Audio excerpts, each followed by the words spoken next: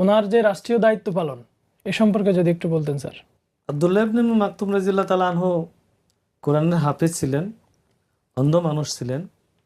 আমাদের কাছে একটু আশ্চর্য মনে হতে পারে যে এরকম একজন মানুষ কিভাবে রাষ্ট্রীয় দায়িত্ব পালন করতে পারেন।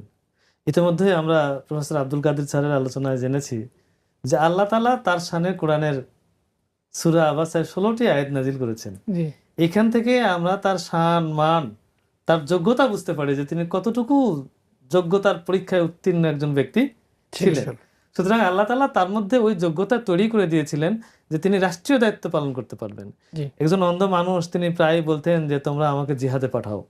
জি এটি কি ভাবনা করা যায় যে একজন মানুষ কিভাবে যেতে পারে?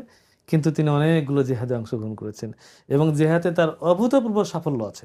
জি আমরা লক্ষ্য করি রাসূলুল্লাহ সাল্লাল্লাহু আলাইহি সাল্লাম তার প্রতি এতটাই সন্তুষ্ট ছিলেন এবং এতটাই আস্থাভাজন ছিলেন যে রাসূলুল্লাহ সাল্লাল্লাহু আলাইহি সাল্লাম যখন মসজিদে নামাজ আদায় করতেন, উনি যখন থাকতেন না, তাকে তিনি ইমাম করেছেন। জি এবং রাসূলুল্লাহ সাল্লাল্লাহু আলাইহি সাল্লাম যখন মদিনার বাইরে যেতেন বিভিন্ন সফরে, আমরা জানি যে কোনো রাষ্ট্রনায়ক যখন দেশের বাইরে চলে যান তিনি দায়িত্ব কাউকে দিয়ে যান, ভারপ্রাপ্ত এরকম দায়িত্ব দিয়ে যান। জি তো রাসূলুল্লাহ সাল্লাল্লাহু আলাইহি সাল্লাম যখন মদিনার বাইরে চলে যেতেন তখন এই আব্দুল্লাহ ইবনে মাকতুমকে তিনি রাষ্ট্রীয় দায়িত্ব প্রদান করে যেতেন এবং এইভাবে একবার দুইবার নয় 13টি বার তিনি তাকে দায়িত্ব অর্পণ করেছেন। জি তো এইখান থেকে আমরা তার রাষ্ট্রীয় কার্যকর্মের দক্ষতা, অভিজ্ঞতা, কুশলতা এটি আমরা বুঝতে পারি।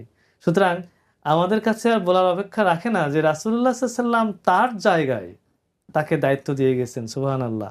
তো তিনি রাষ্ট্রীয়ভাবে এই দায়িত্বগুলো পালন করে তিনি যেমন সূরা আবাসায় অতুলনীয় হয়ে রয়েছেন মানব ইতিহাসে সবার অন্তরে, ঠিক তেমনি রাষ্ট্রীয় বিষয় নিয়ে যখন আমরা আলোচনায় আসি যে একজন রাষ্ট্রের রাষ্ট্রপ্রধানের ডেপুটি কোন ধরনের মানুষ দায়িত্ব পেতে পারে, তার কী ধরনের যোগ্যতা থাকতে হয়, ঠিক সেই জায়গাটিতে আসলেও আমরা সে আবার আব্দুল্লাহ ইবনে মাকতুমের নাম আমরা স্মরণ করি।